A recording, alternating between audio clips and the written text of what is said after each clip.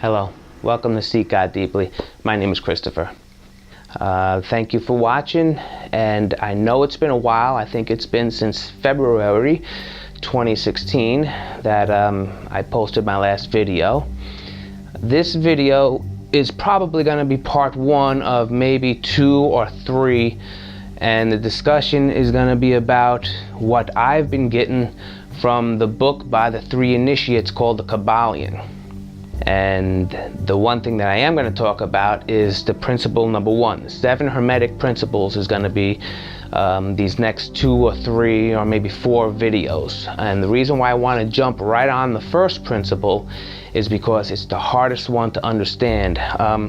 What I'm going to do is I'm also going to have a link down in the description. And if this video is embedded somewhere, go to the YouTube so you can see the description. And I'm going to have a link to my website where you can download the Kybalion. It's in the, a PDF where you could print it out. And over the next few videos, you could read along with me, because I'm going to be reading right from here, stopping, taking a breath, and talking to you and sharing with you how it moved me. Just as you guys share with me all the things that move you. We understand that. We understand that whatever moves us doesn't need to be the same. The details between each one of us will never matter as long as the outcome is pure compassion and love for all life. Not for just your own race, not for just things that appease and like you, but yet you still have hate. I'm talking no matter what it is, what path it is, whether you even think it's nothing, if nothingness has brought forth pure compassion and the strength to withhold that opposite of love, evil, whatever you want to call it, if strength has been placed upon you because of this path that has developed and sprouted and blossomed from within you, there's not a single person that can tell you that you're wrong, and there is no way that you will be persuaded, my words today, persuaded by anybody or any religion. And if the religion was true, they would understand that. So no matter what it is, that's all I share with you. So I'm not teaching you anything. I have nothing for you to teach, because what comes through me and teaches my I am is out there for you. It's like both of us standing at the edge of a lake and I bend down and pull up some water. You're not going to look at me and say, oh please, can I have some? The source is right there. Dive in. So as I always do, I share. So what I'm going to do is I'm going to have a link to the PDF for the Kybalion, and you could print it out, and then by the next video we'll really be getting into however far I get. I don't want these videos to be too long. You know me, it's going to end up to being an hour or so. So before I go there, let me just read you something. It's a little parable, if you want to call it. One went to the door, an individual. One went to the door of the beloved and knocked. A voice said, "Who is there?" He answered, "It is I." The voice said, "There is no room here for me and thee." The door was shut. Like my sound effects. After a year of solitude, meditation, contemplation, this man returned to the door of the beloved. He knocked. A voice from within asked, "Who is there?" The man said, "It is thou." The door was opened for him. This was written by the great Rumi. I just love the story. I love the little parable. So as you know, I'm going to share some videos too in this episode. A little something from Eckhart Tolle, a little something from Bruce Lipton on the brain and our use of it. There is a Tibetan Buddhist monk, hopefully I pronounce his name right. It is Mingyur Rinpoche. Hopefully I said that close. And he talks about how to train your monkey mind. Somebody shared it with me on my Facebook. For those of you who don't know, I have my Facebook page. I finally, I think in maybe 4 or 5 months ago, I found the password and I was able to get it going again. And I have a little over 3,000 subscribers, followers, friends, people that I love. And so it's Christopher Gebiya, Gebiya, and friend request me, and we could speak. I get a lot of people that contact me that way, a lot of people that contact me through email. But there is also a video of a gentleman that I stumbled across. And again, hopefully I say his name correctly. I'm just gonna call him from now on Ben. But his name is Bentinho Massaro, Bentinho Massaro. And he has a beautiful video that I stumbled across that he states in there that all that is one being. And I like his little talk, so I'm going to show you a little bit of that. But I want to say something about the Kybalion, because I also did a lot of research on that and just wanted to see what people what we're talking about with the Kybalion.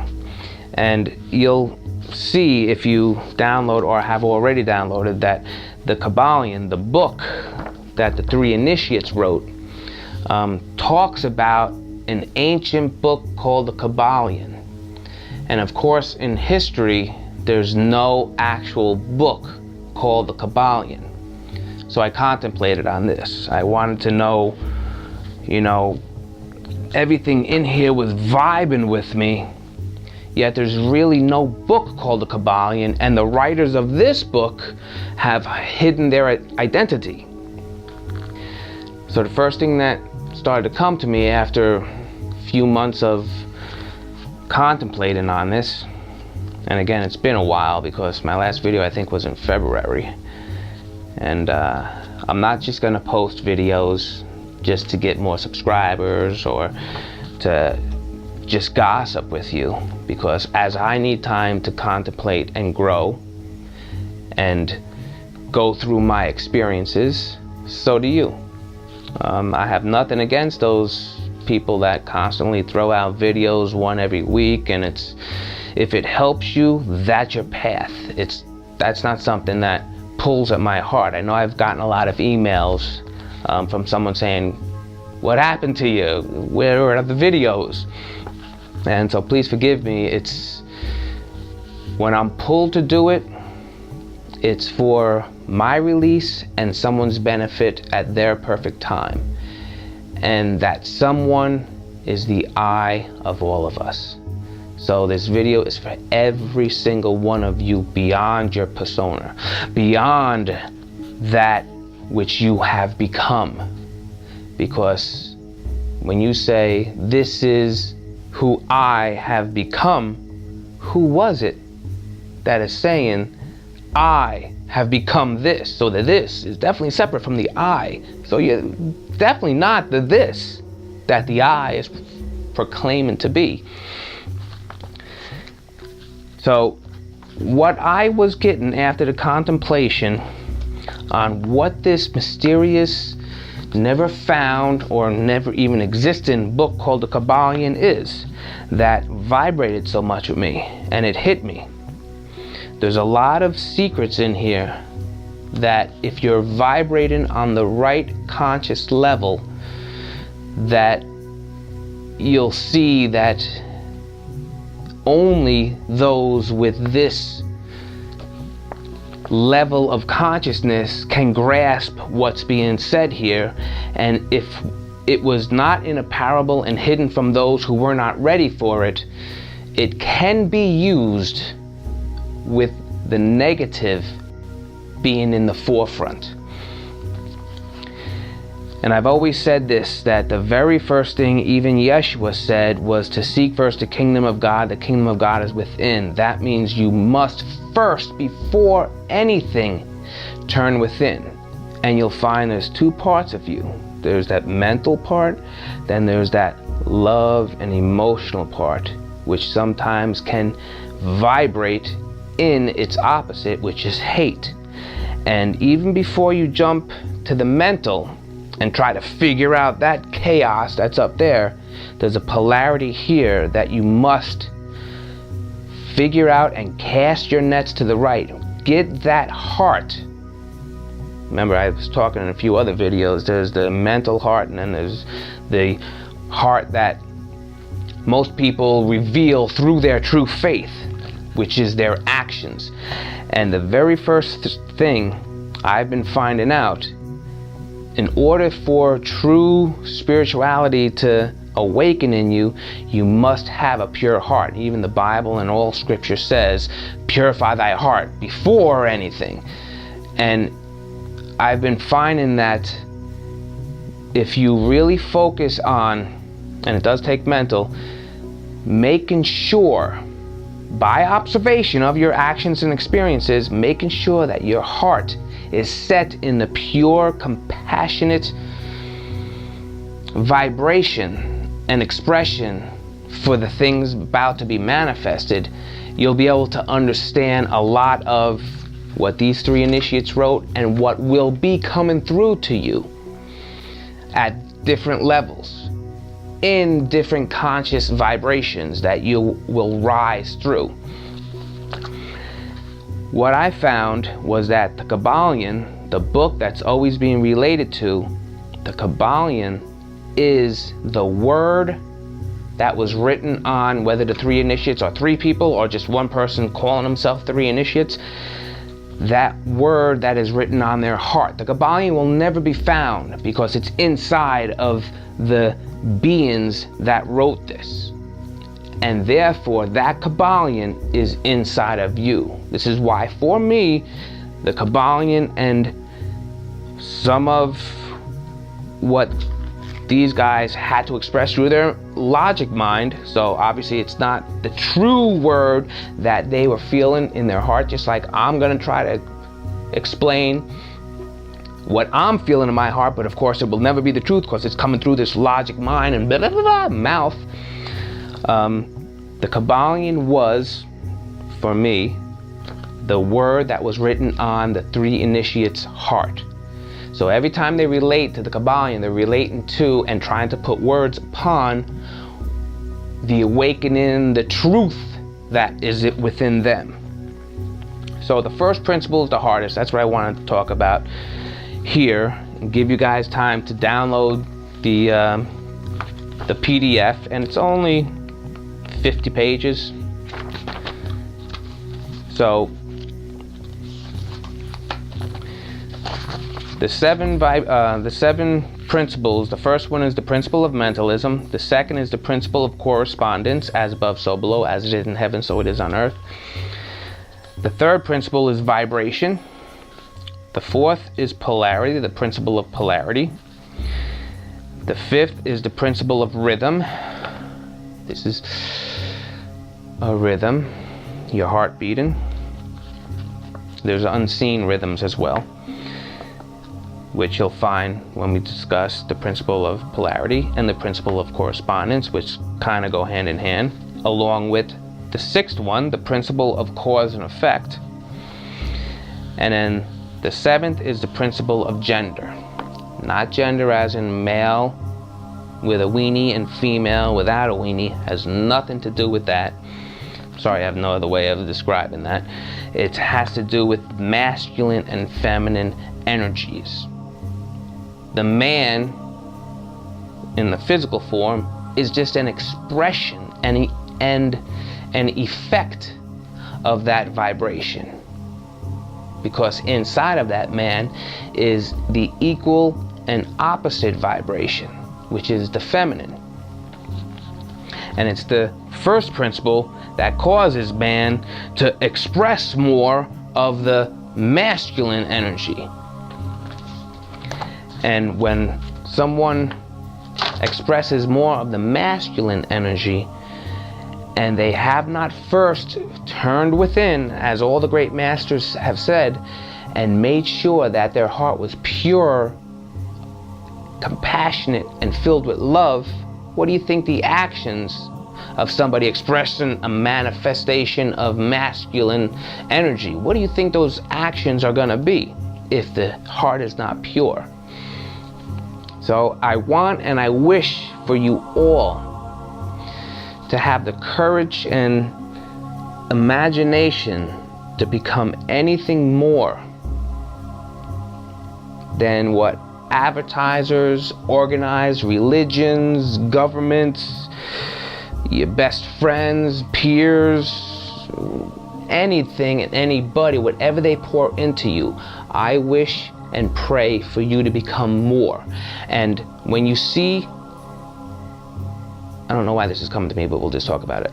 When you see people saying, let's raise our vibration, we must raise our vibration, let's go to this. I give crystal bowl events, I facilitate those. And on a physical side, you would say, okay, those are vibrating crystal bowls at the hertz of 432, resonating with the earth. We're going to raise our vibration. Think about this, especially on a subatomic and scientific level. If our physical bodies, which are vibrating at a certain frequency to keep us in this biological cellular molecule form of, this density, if our vibrations changed, we would either become more liquid or more solid. So raising your vibration has nothing to do with physical vibration changing. The external vibrations that you use are only to inspire a mental movement. Again, this is why that first principle of Hermeticism is the most hardest, but yet once you get it, the most divine understanding and truth that one could grasp. So to raise your vibration, it's a spectrum. And the higher you go to, just like molecules and atoms that vibrate, the higher the vibration, the closer it comes to light. So to raise your vibration means to move higher in consciousness. And the big key is, you would say, okay, so how does one do that? And I can only share with you what has happened to me for my vibration to raise. And all this contemplation that I go through, what happens is, and a lot of people call it the dark day of the soul or something like that. What happens is I'll get my aha moments. I'll get my, what I feel as awakenings. And then all of a sudden for maybe 2 or 3 weeks, I'll feel drained. And all of a sudden that feeling of feeling drained and not right pulls these, what one would call negative experiences towards me. Like I was helping my friends do some construction. I got whacked in the head with a 2x4. I don't know if you could see the thing, but my whole eye was black. Now normally for those of you who knew me when I was in my teens, 17, in my 20s, you'd have said, oh, he got whacked in the eye. He must have gotten mad. He must have cursed. He must have did this. He must have did that. But what I did at that moment showed me that I've moved up.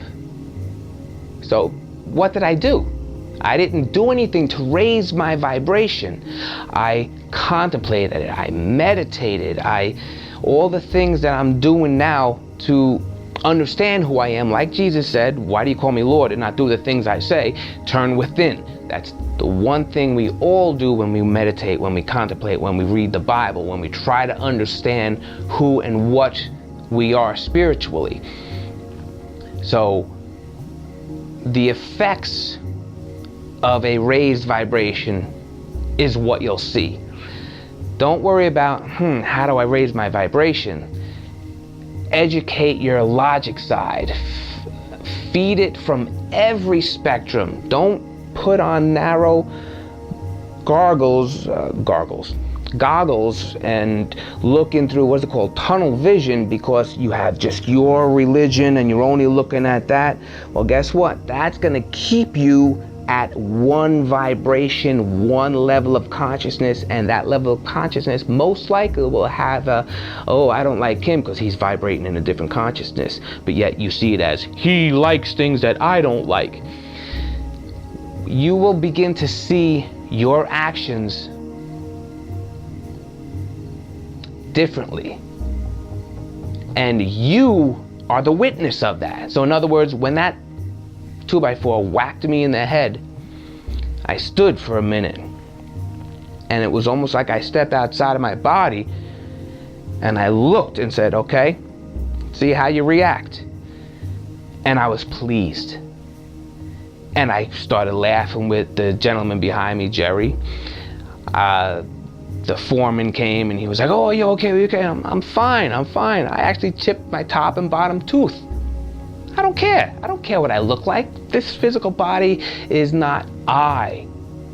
It is something that I possess, does not belong to me. I know who it belongs to.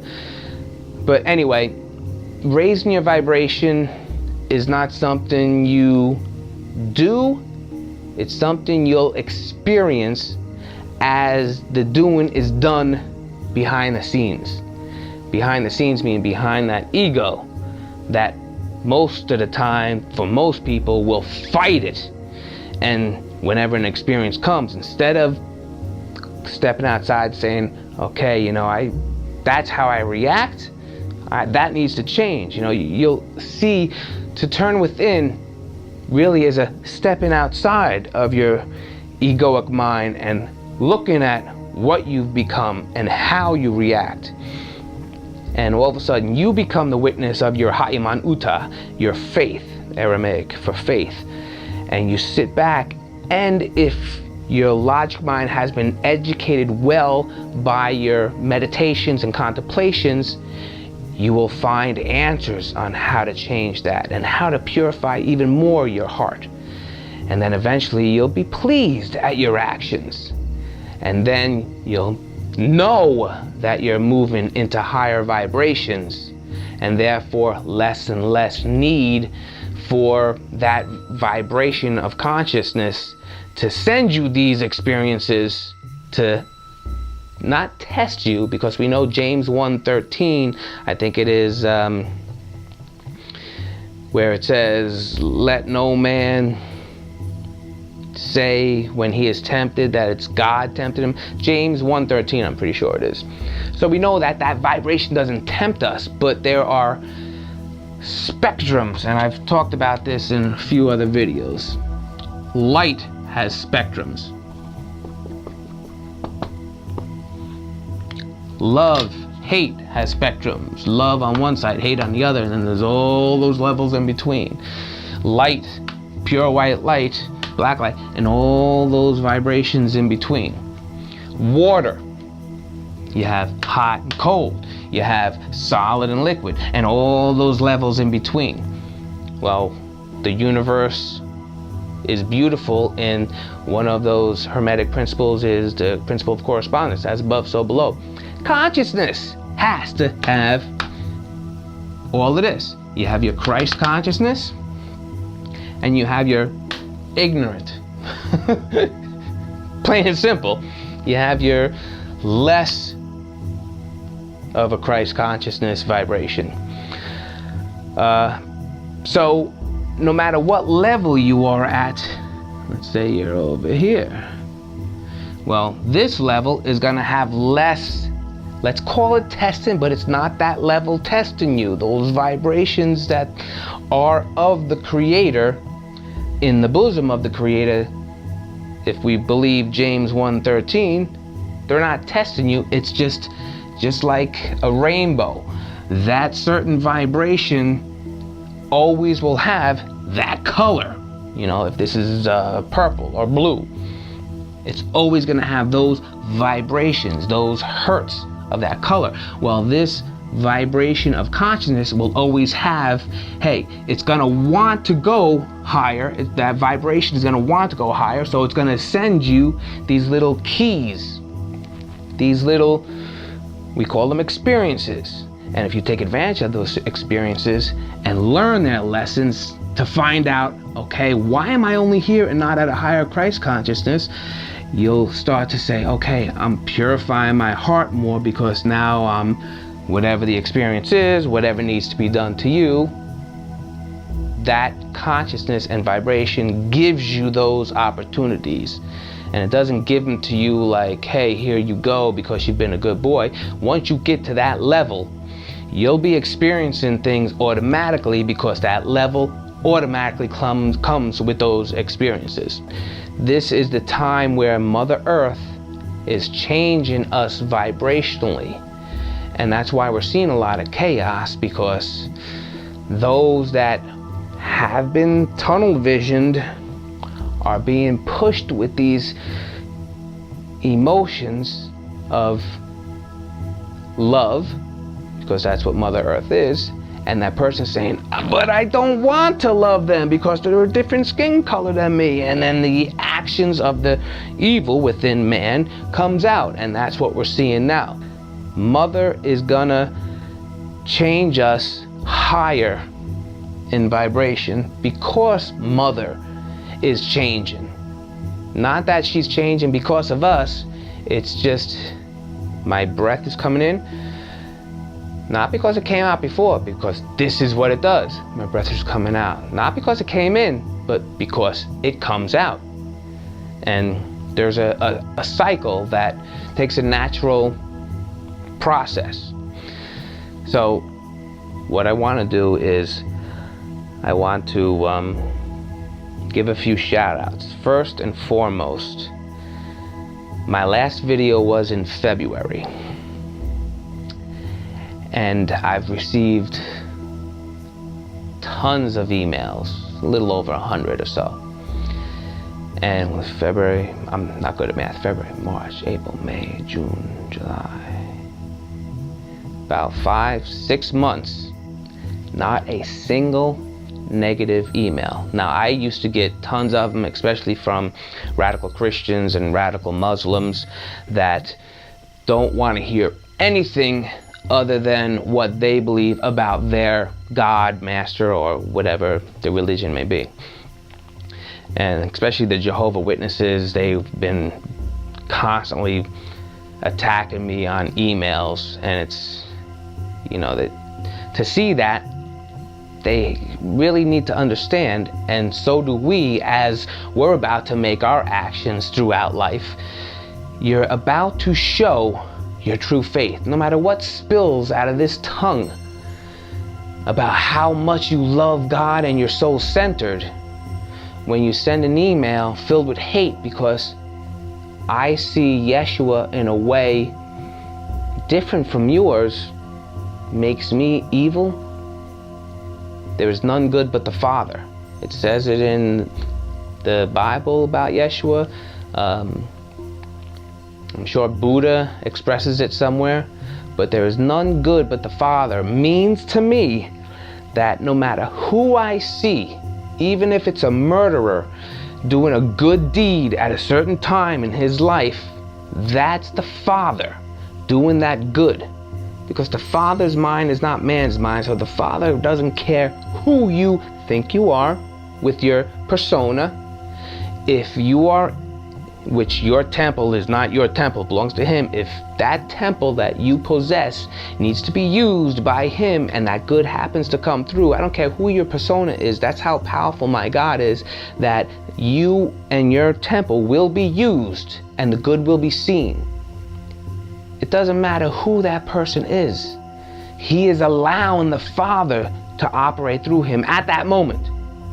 You know, depending on how their heart is, they could turn around and start to do their evil again, which is of man only. So I want to thank everybody for your emails. A lot of them are just comment emails, and some of them I communicate, and I love communicating with a lot of you, because you awaken me with your stories, and I'm happy to share mine. It's a beautiful thing. It really, really is. But anyway, thank you everybody for the emails. I want to thank the Navajo tribe for making me the Indian headdresses, feather headdresses. You'll see some videos if I didn't already put them in. Fedalia made me this great peace pipe out of horn, horse's hair, duck feathers, some arrowheads. Beautiful piece. Thank you so much. I want to thank Echo and Clarissa. These are two beautiful goddesses, divine women that come to my Crystal Bowl events, and they gave me the book Srimad Bhagavatam. They also gave me a little brass bell that I use at my events now.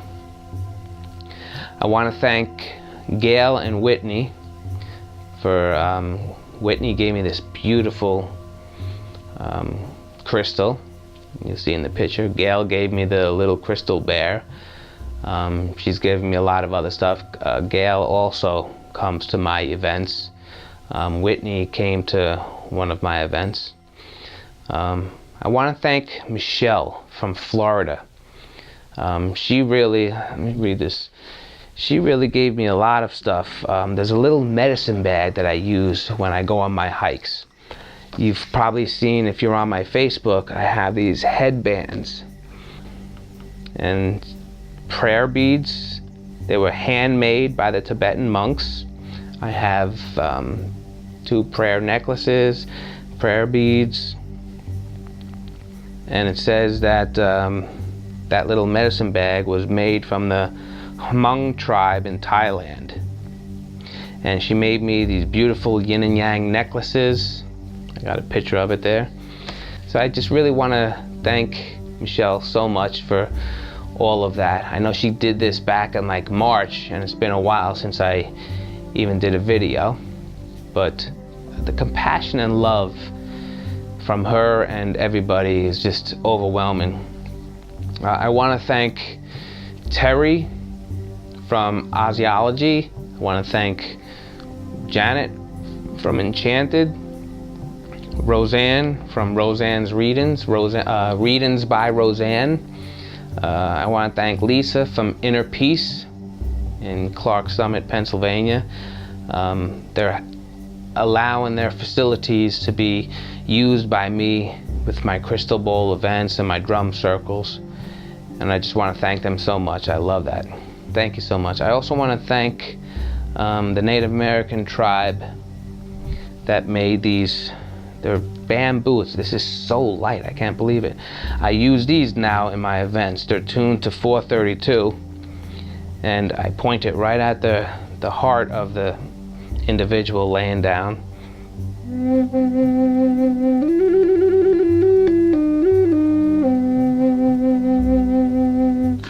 I love it. So it's just something I add in. So I want to thank that tribe again for making this little flute. And there's also another one.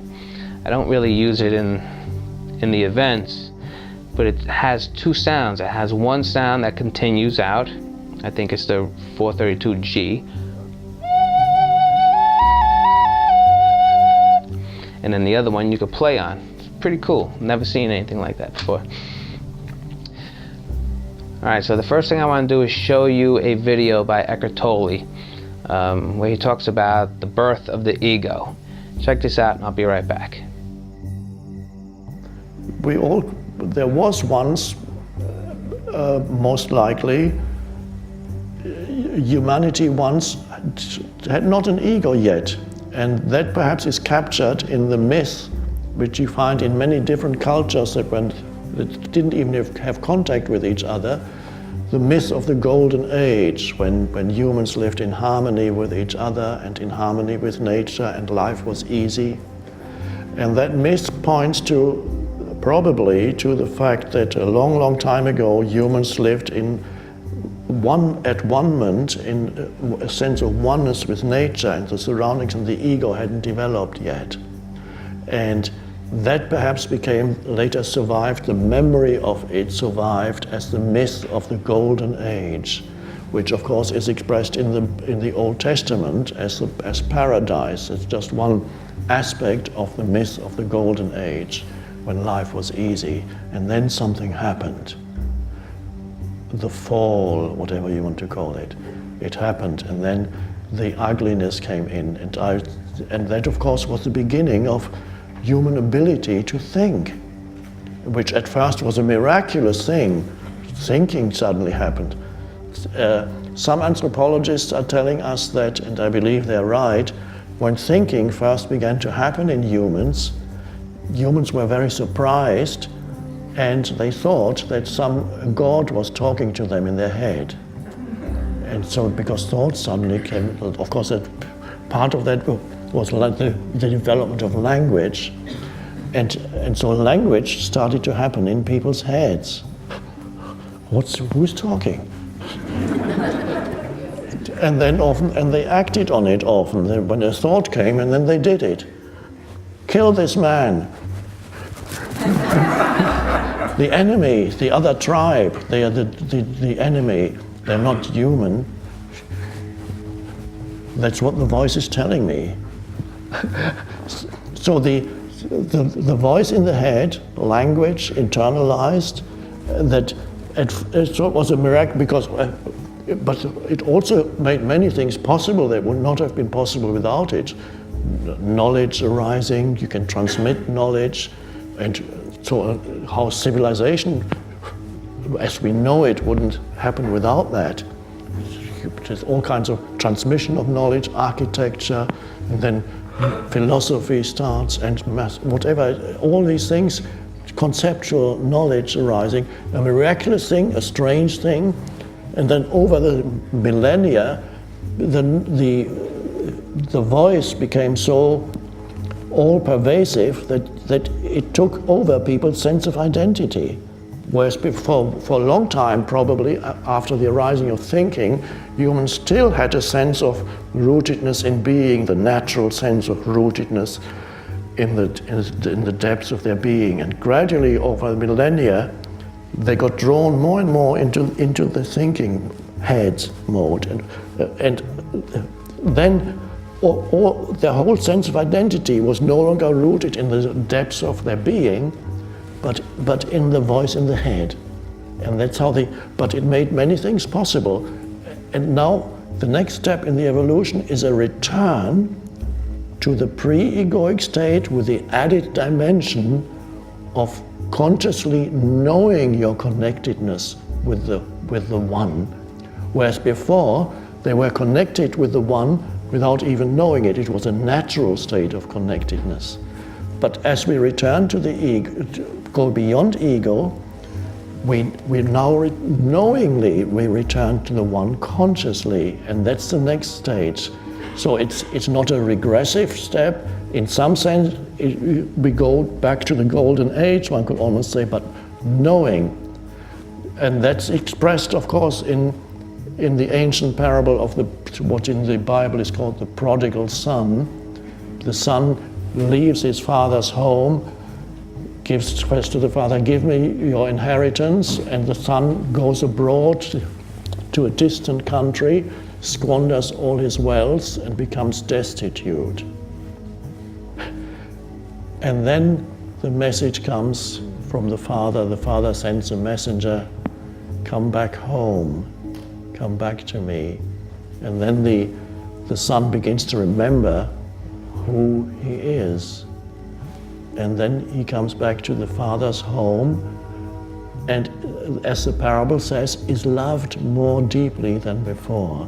There's a deeper, so there's an added, once you lose it, then you never really lose it completely. You can't, otherwise you wouldn't even exist.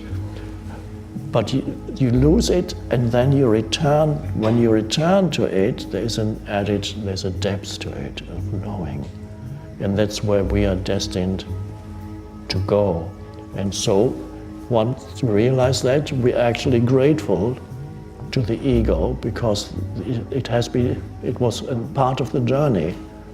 Okay, Eckhart Tolle. And the reason why I showed you that is that will help in our understanding of the first principle of Hermeticism, which is the mentalism. And I like how he talks about how we were rooted in our true sense, which might have been somewhere down here.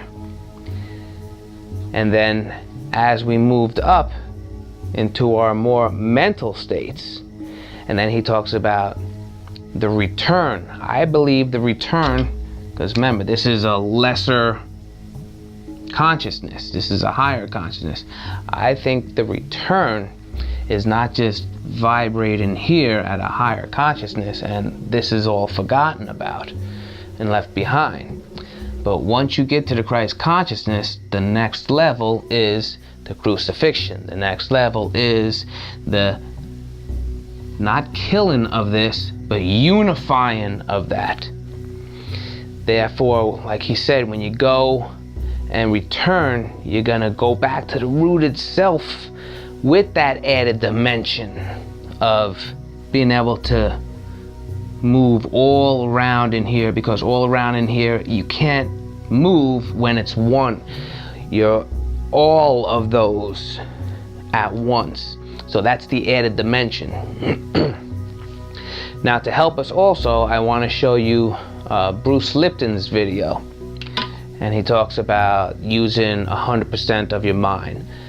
So please check out Bruce Lipton, and I will be back. Bruce back.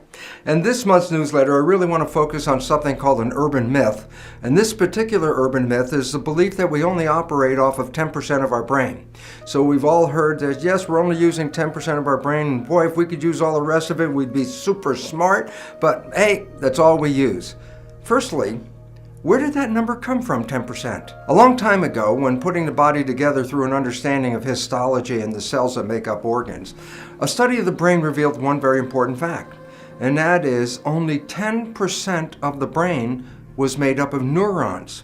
90% of the cells in the brain were not neurons, but they were called supporting or connective tissue and given the name glial cells. Well, what's really interesting about that is in the neuron principle, the neuron doctrine, it was believed that the neurons were the functional cells of the brain and the glial cells were more or less just support. Well, then by definition, right away, it says then you're only using 10% of your brain because that's all that the neurons comprise in the brain, 10%. For a long time, the glial cells, again, were thought to be just like connective tissue support physically and nutritionally the neurons. But over the last number of decades, what we started to find is this: there was a misunderstanding about glial cells. That glial cells are a lot more important in neural function than just physical support. Glial cells can inhibit or activate neurons. Glial cells connect to neurons. Glial cells can control the activity of neurons. So all of a sudden, these glial cells, which were looked at as just passive cells in the brain, turn out to be actually quite functional in integrating the nature of how the brain works. In a way of looking at it, in a simple analogy, consider that the neurons are nouns in a sentence, and that the glial cells are the verbs and the adjectives and the adverbs, the modifiers of all the nouns.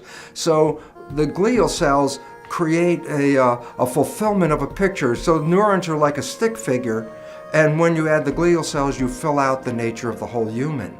So glial cells become a very functional, integrated part of all neuronal activity.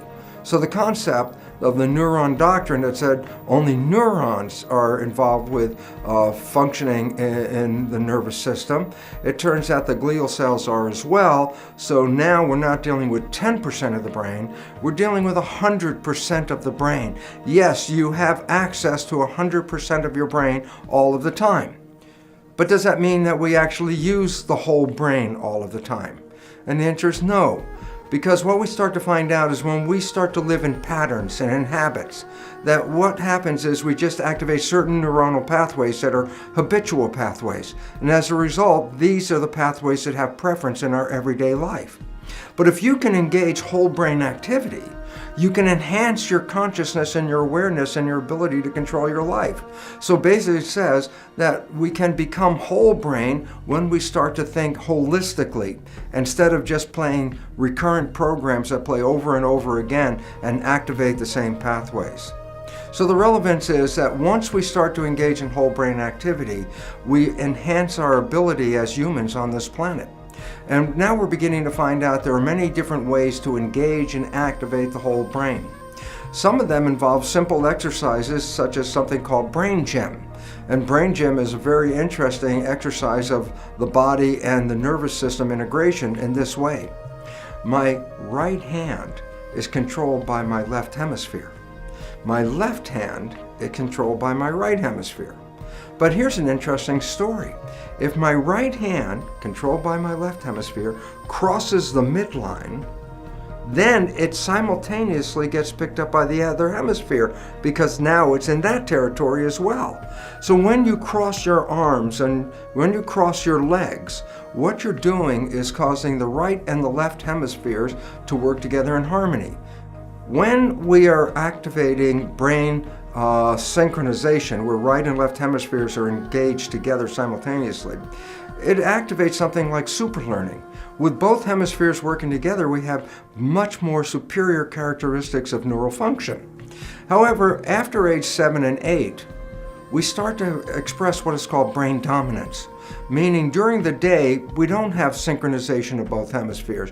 During the day, it's like a wave form. Sometimes we're more in the left hemisphere, sometimes we're more in the right, then it comes back to the left and back to the right, so that we're cycling through one hemisphere at a time. This is called brain dominance, where one hemisphere is dominant over the other hemisphere. Well, the relevance about that is integrating our lives is very difficult in brain dominance for a simple reason. As been suggested, our left hemisphere is based on logic and details. Our right hemisphere is actually associated with emotions and wholeness. And this becomes very important, because if you're only looking with your left hemisphere, then all the logic things make sense, but there's no emotional component to it. And reverse, if you're in the right hemisphere, you get emotionally tied up, but the logic drops out. Well, this happens to us ever since the time we were 8 through our adult life. If you can get both hemispheres to be in sync, hemisync, then you're engaging logic and emotions at the same time.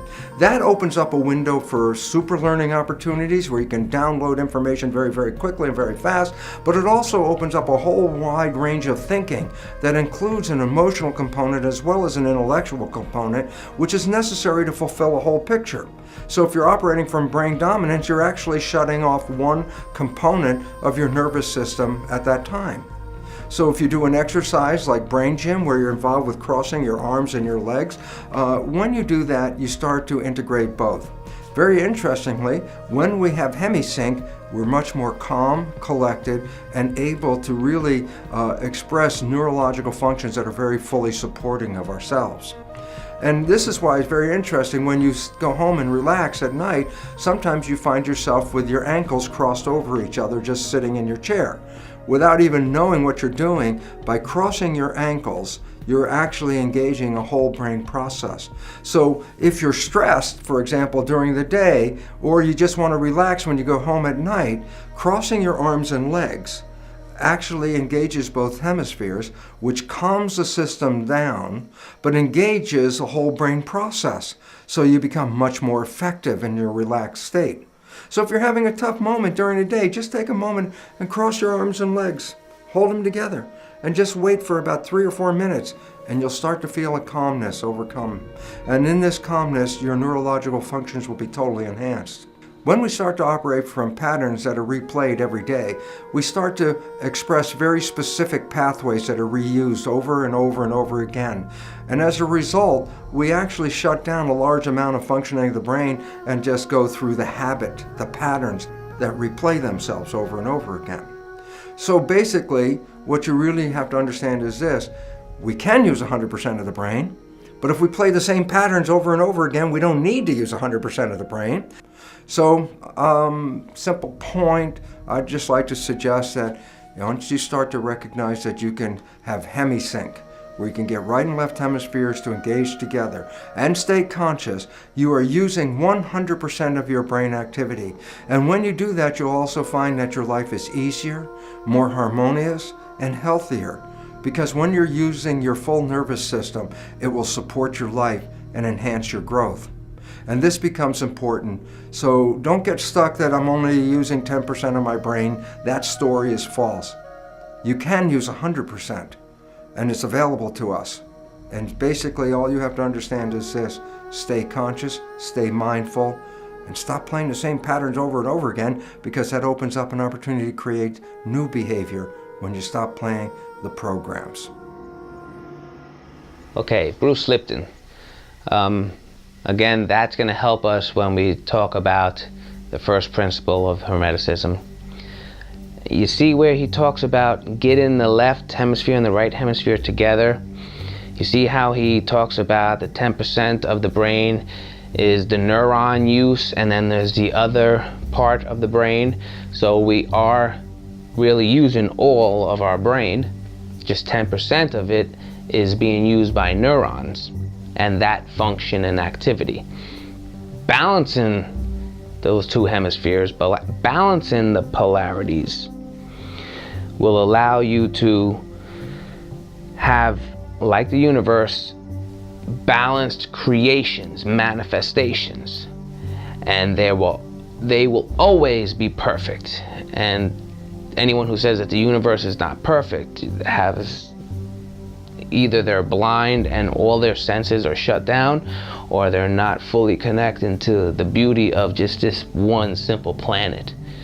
And the universe is so much more than just this one little planet. And I see tons and tons of beauty and compassion and love on this one little planet. All that is out there because that's the effects of a balanced universe.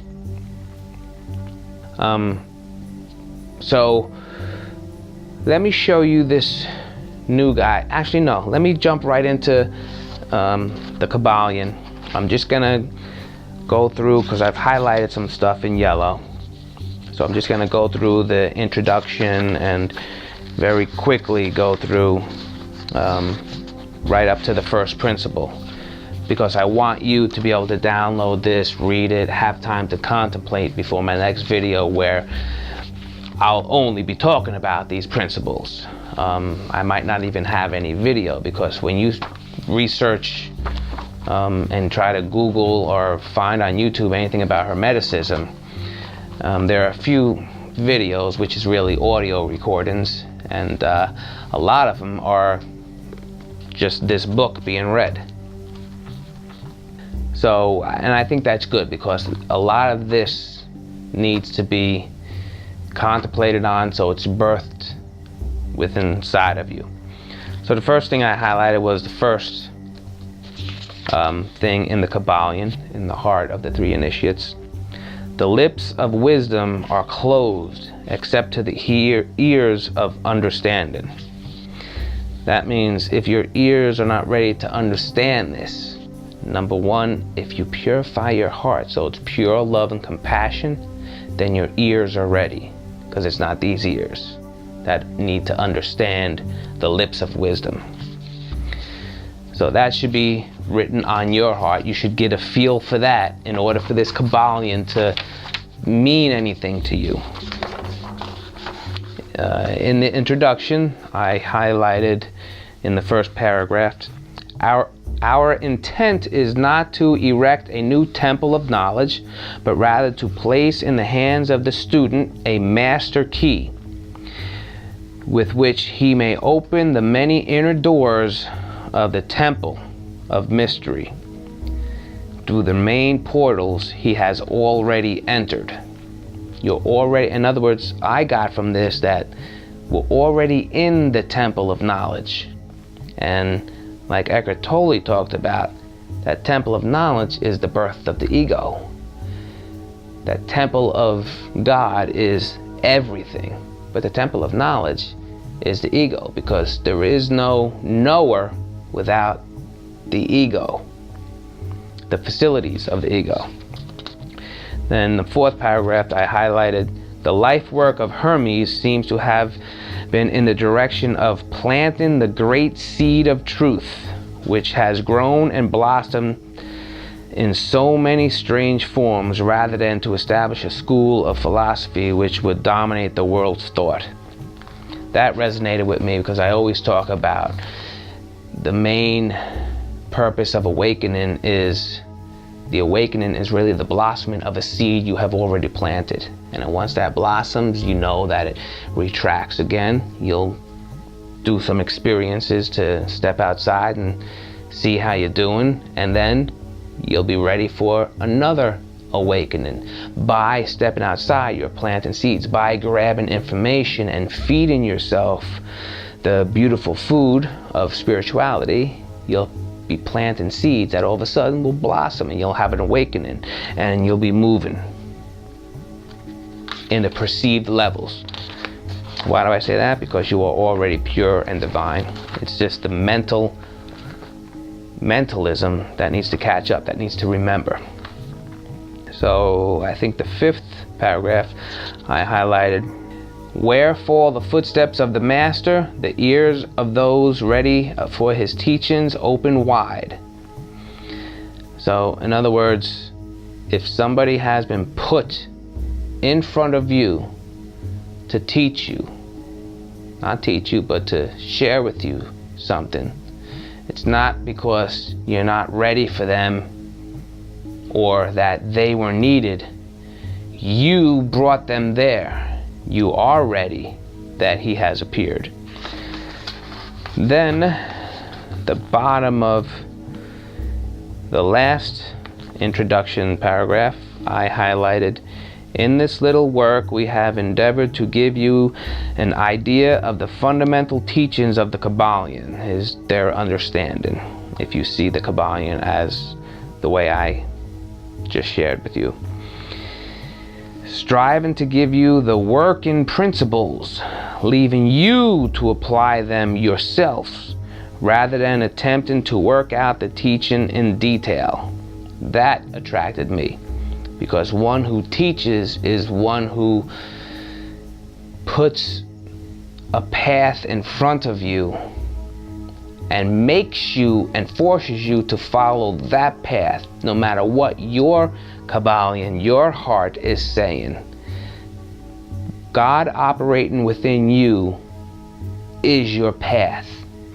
Where the details lead, no man should sway you. If you are a true student, you will be able to work out and apply these principles. If not, then you must develop yourself into one. For otherwise, the Hermetic teachings will be as words and words and words to you. So if you are a true student, you'll be able to work out and apply these principles. And that's important. And that's stepping outside of yourself when an experience comes to see how you operate will show you if you're putting those principles into effect. Maybe on page 5 here, I highlighted the art of Hermetic alchemy, which, contrary to the general belief, dealt in the mastery of mental forces rather than material elements, the transmutation of one kind of mental vibration into another, instead of changing of one kind of metal into another. And I think I talked about this in one or two of my videos, maybe the last or the one before the last. The practice of physical alchemy really came second. Mental alchemy, when you have an emotion for somebody and it's a negative emotion, and before you act upon that within your mind, you mentally transmute that vibration to a love, and you conquer through, and you say, no matter what, no matter how much of a ass this person may be, you're going to express love. Well, you just did spiritual alchemy. You just did what they're calling the art of Hermetic alchemy. The true art is the transmutation of vibrations. Then there's 2, the 7 Hermetic principles, and I already told you those. And it says, the principles of truth are 7. He who knows these understandingly possesses the magic key, before whose touch all the doors of the temple fly open. And we already said principle of mentalism, principle of correspondence, principle of vibration, principle of polarity, principle of rhythm, principle of cause and effect, and the principle of gender. Those are the 7 principles. The principle of mentalism. First, and for me, the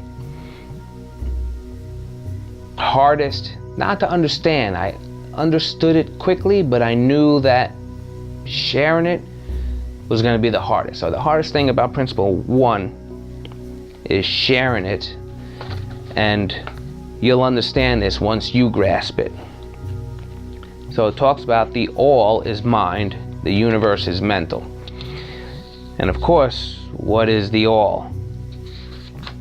And I'm gonna not go any further, but I'm just gonna try to quickly share with you what I think the all is. Because we have in scripture, Psalm 23:4, God alone is power. God is one power, one life, one love, one spirit, one cause, one being. You notice how I said, didn't say one effect? One cause, one being, one source. Nothing comes into our experience unless it comes from God. So don't ever, and I'm just saying this, I'm not telling you, don't ever look at an experience as negative, or Satan, whoever that might be, is throwing this in front of you and you need to fight it. Nothing comes into our experience unless it comes from God. If you call yourself a Christian and you're looking at experiences as the devil is tempting you, that's an experience. Understand this. Rise above that belief in something vibrating you negatively. You vibrate you. And if you really grasp these scriptures, the important ones, then you'll understand that every experience has to be of God. Because I am able to, through my will, look at it negatively, respond to it negatively, or look at it positively, respond to it positively, learn from it positively, be able to raise your vibration because of it. So that goes on to say, even when we go down into hell, we find God. So that means no matter how bad that experience is, you will find your light. And in finding God, he is transformed into heaven. There's your alchemy. And I want to share this scripture with you, and this is important. God is one. God, the eternally sufficient unto himself. He begets not, nor was he begotten. That means nothing came before him, the all. And none is like unto him. Wheresoever you turn, there is the face of God. He is the first and the last, the outward and the inward. He is the knower of all things. That's beautiful, right? I'm talking to all you Christians. That is beautiful, correct? That came from the Quran. There's radical Christians and there are radical Muslims. The radical Muslims do not understand that scripture. The radical Christians will say, oh, I love that, but once they know it's from the Quran, it's all of a sudden a different story. Forget about the separations. Belief in one God means that there cannot be anything separate from us except for what our mental ignorance allows. The all is mind, the universe is mental. Thoughts lead to the manifestation of things and events. thoughts create our state of existence and the quality of our experience here on earth. Therefore, be responsible for everything you create by being responsible for everything you think. So what does it mean by the all? It's the hardest concept to grasp, and this is why no one can ever put any words to the all, to God. Because if I say, this is the all, I'm lying to you, because there's an outside. The all cannot have anything outside of it. So all life is in the bosom of the Father. And we say, okay, yes, I could understand that. We're in the bosom. But even saying we're in the bosom means that I could be outside the bosom. So that is also incorrect, but it's the closest we can get our minds to understanding we're inside of something that has no outside. It's a vibration within you that allows you to say, I get it, even though my words might confuse people. By saying I'm in something that has no outside, you get it. So that looked like a smiley face. So I want to show you, I don't want to go too far into it. I want to give you guys time to read the whole thing if you want. Read just that one chapter. I'm not sure how far I'll get in the next video, how much of all the principles. I might just get stuck on the one, the all, the first principle. I might get through 1, 2, or 3, whatever. But I want to show you this video of Ben. And he says in this video, all that is one being. And it kind of resonated with me when I found him, and I wanted to share him with you. So check this out. This is Bentinho Massaro. Hopefully I said that right. Check out Ben. So, we are one. We are all one. I'm one with you guys. We're one being. Right here. Can you feel that? Can you feel the love that can unleash if you let it? The heart-melting, barrier-breaking down flow of inseparability. If you recognize that those that sit here, those that stand here, are actually you, are actually part of the same creature expressing infinity, part of the same being expressing endlessness. So the science side for me is just a symbol. Like I'm interested in the science part of all this, but for me, science is nice because it sort of catches up with spirituality, and it comes up with these amazing analogies, with these amazing visualizations to translate to our brains what has already been timelessly true.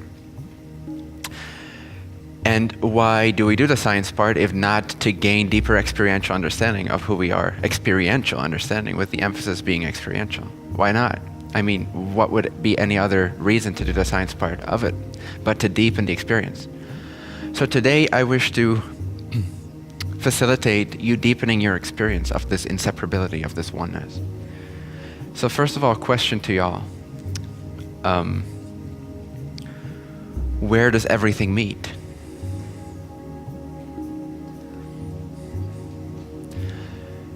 Just imagine creation for a moment as this infinite field of possibilities, potential experiences, different points of view, different images, different sensations, different configurations of energy, as I call it sometimes, different configurations of creation. There is infinite, endless things we can't even imagine that exist. Anything that can exist will exist and does exist already, timelessly so. So out of that field of infinite experiences, where would you say does every experience meet? What does every single one experience have in common with every other experience, no matter how different experience A is from experience B? What does it share? What's the one common point of contact? Consciousness. Can you see that? We've never experienced creation apart from it being an experience. We don't know if creation exists apart from experiences. And we know for sure that experiences do not exist outside of consciousness. We've never had an experience without consciousness, and we've never known creation without an experience. In other words, every point of contact, every point in creation is actually consciousness, meets in consciousness. And what are you? Are you conscious of my words right now? Are you conscious of my presence here? Whether you try to focus on it or not, is there not an effortlessness, an effortless cognizance that recognizes this moment and this moment and this moment? So who is the contact person for all of creation?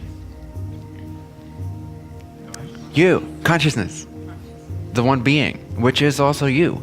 You are, as an individual, an individualized expression or portion of this all that is consciousness. So true entanglement is to realize that the all that isness is actually but one being. We can talk about particles, we can talk about the science of it, and again, that's magnificent, I love that. However, what it truly means to me and what's the deepest, most profound state of that abundant knowingness, of that unlocking that love, unlocking that inseparability, so that you can gaze upon existence and know that it is yourself. To feel safe for the first time ever, perhaps, to feel safe in this universe because you know, you feel experientially that all that you see, all that you can ever run into, whatever the experience will ever gonna be, bad, good, positive, negative, it's going to be more of yourself. And if there's only one being, there is no unsafety. There is no needing to be careful. There is no lack. Everything that can ever be experienced is you. There's no lack. So true entanglement is the experiential understanding that all that is but one being. Not so much that one particle communicates instantly to another copy particle spread across this physical illusion of the universe of space-time. What's more crucial to me, and I think ultimately to everyone, is to gain that experiential understanding, that experiential feel of unity, that all is one being. And so as an analogy for that entanglement principle, that space and time really is an illusion, and that possibly, potentially, creation is nothing but a singular point, a single point of presence, a single point. It's the love affair of infinity, of the one. It's expression of itself. Space seems real, but why can't a particle communicate to another particle spread billions of light years away? It's because there is no time, there's no space. There really is no space. And one analogy that could help you gain a more experiential understanding of this is when you're watching television. When you're watching television and you get absorbed in the movie, and you see this image, the scene of somebody spreading her arms and overlooking this beautiful valley with mountains in the distance and a sunset. All of that's happening, all that space, all that distance. There is the female protagonist opening her arms, there is the valley, then there's the mountains, then there's the sky, then there's the sun. There's all this depth, there's all this space, there's all this distance, there's all this time lapse. But if you step back for a second, you will see that both the distance, both the sky, both the sunset, as well as the woman in front of the scene, they're meeting as one pixel. They're meeting in a two-dimensional flat screen. Hopefully you have a flat screen by now. And you can see that it is two-dimensional. Otherwise you could still fool yourself, maybe it's inside of the television. But if you have a flat screen, it becomes very obvious that actually everything that's over there is happening right here, even though there's this whole sense of space. And especially if you put on your 3D glasses, hopefully you have a 3D TV by now, and it pops out, it's still originating from this one point, this one pixel. Now in this example, it still has a surface, it's still two-dimensional, but now imagine just collapsing that television. And soon we'll have holographic features that just come out of a single point. And there's this whole 3D experience. And I'm sure to an extent that has already been created. But so everything originates from this singular point. Everything that seems to appear as space, distance, and time can communicate instantly because it's all part of the same television, part of the same pixel, part of the same being. So there is no particle billions of light years away. It's right here. It's in the meeting point. It is in consciousness, which is you. And that's where it becomes beautiful, because if you are the consciousness, if you are the meeting point of all that is, what does that mean? That means you have access to infinite abundance. And by abundance, make no mistake, I don't mean money. I don't mean bank account. By abundance, I mean this feeling of love, this feeling of bliss, this feeling of being overwhelmingly inseparable from all that is. Feeling like there is no place you cannot go where you're not going to be met by a friendly face, by a friendly energy, by an inseparable energy, by yourself. So that you can walk fearlessly, naturally, not because you're cocky, but because you know and you feel and you've experienced, experientially, you've understood that you are one with all that is, and that all that is your being, and that you are the meeting point of creation. Okay, that was Ben. And that's pretty cool, right? I think this is good enough for you guys that are just introduced to the Kybalion. This should be enough to get the taste in your mouth of the all, the oneness. So we're gonna leave it at that. The next video I will have, we'll go more into detail, more into sharing on that first principle, and maybe we'll get to other principles. So we'll see where that goes. Before I go, I want to share something with you, and I also want to share the video from the Tibetan monk Mingyur. But I have these all over my house, and it says, "Where the mind goes, energy flows." I'm sure that's been said before. It came to me in a dream, and I use it a lot in my crystal bowl events and meditations. If you can, this is the only thing I'm asking you to do. Get little sticky notes and post these up everywhere. Where the mind goes, energy flows. And it will begin to cause you to catch yourself. What are you thinking? I mean, when an experience comes, there's your actions, and you're stepping outside and looking at how you're acting. But there's also another process of turning within. Your internal actions. What is your mind? So not only are you going to step back and watch your actions, but you're also going to step back and watch your mental actions. And constantly remember, okay, I'm sitting there thinking about, my ex and all the negative stuff that happened, and all of a sudden you'll say, but wait a minute, where the mind goes, energy flows. I don't want to put my vibrational energy into this negative, because it's going to keep me at a certain conscious level, and of course these experiences are going to keep coming until I actually become the witness to see what's going on, to find this mental action and flip its polarity and go, wait a minute, there's no need for that thought for me to be placing my energy. Where the mind goes, energy flows. So if I'm thinking something negative, I'm bringing energy, and the energy doesn't care if it's negative or positive. It's gonna transmute and come together with that and manifest it out, and the effect will be the negative, the equal of it coming back. So that slogan for me, and it might just be a slogan that,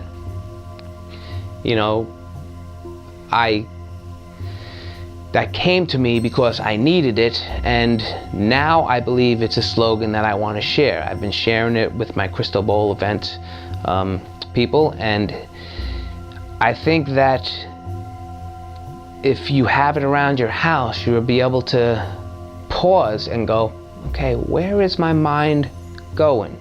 Because energy is flowing. And you'll begin to catch yourself, and that's all you need to do, is catch yourself. The moment you catch yourself, you're moving your vibration up. You're preparing for doors and keys to open and be presented. So, talking about the mind and energy, I want to show you Mingyur's little video here. It's how to train the monkey mind. Yeah, we've talked about it. It's a Buddhist thing. They have the monkey mind, is that little ego going yap, yap, yap, yap, yap, yap, yap. And when we contemplate and meditate, what is it that we need to do with this little mind that energy flows to wherever it goes?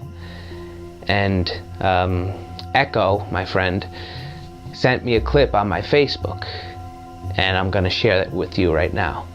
So check out Mingyur Rinpoche. Hopefully that's how you say his name. He's a Tibetan Buddhist monk.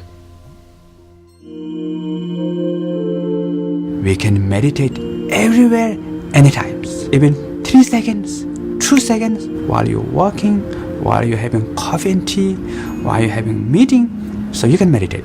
Many people has a little bit misunderstanding about meditation. They think meditation meaning think of nothing, concentrate. So push too much.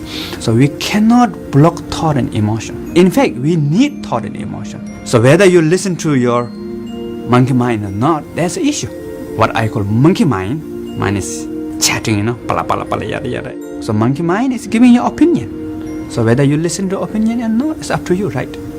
So through meditation, what we do is we have to make friends with the monkey mind. But how to make friends? Just giving banana doesn't work, So right method is you need to give job to monkey mind. How to give job monkey mind? So the simple meditation technique is be aware of the breath. So you ask monkey mind, hello, what's breath? So monkey mind says, yeah, good idea. And be aware of breath. Breathing in, breathing out, breathing in. There's a lot of thought comes at the background. Don't care, no problem. So as long as if you're not forget your breath, anything is okay. No need too much concentration. Just simply be aware of your breath. Breathe in, out, in. Even 2 breath, 1 breath. So therefore, we can meditate everywhere, anytime. I see you. I see your soul, your true essence. I see who you really are. I respect you. I salute you. I love you. I honor you. I recognize you, and I receive you. I connect with you because you are not alone. Thank you so much for sharing your time with me. The next video will go into a little bit more detail, so down in the description you'll find a link to the PDF, to the Kybalion. And where the mind goes, energy flows. So sit with me, close your eyes for 1 minute. And just place your mind in a room with me. Just you and I stand in front of you. You stand in front of me. I connect with you. We melt into each other as our personas fade away.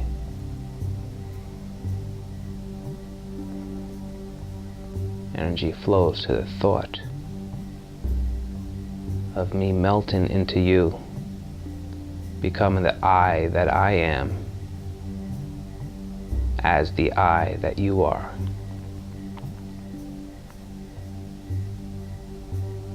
Breathe in,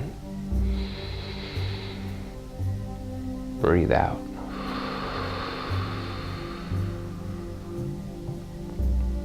You come back to me. As we both come back to the all. I love you. I don't care what color your skin, what faith and belief you believe in, whether you express love or whether you enjoy sin. I love you with all my heart.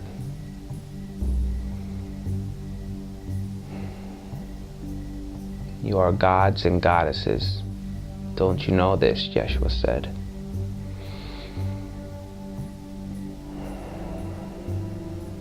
Gageyuhi. That's I love you in Cherokee. A part of my lineage I'm starting to experience more and become closer to.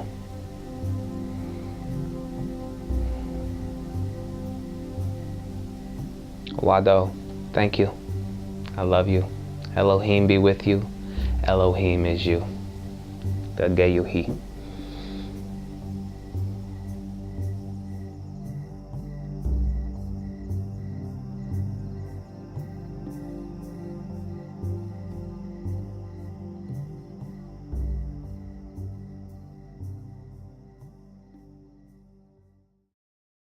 Come, take a quick journey with me.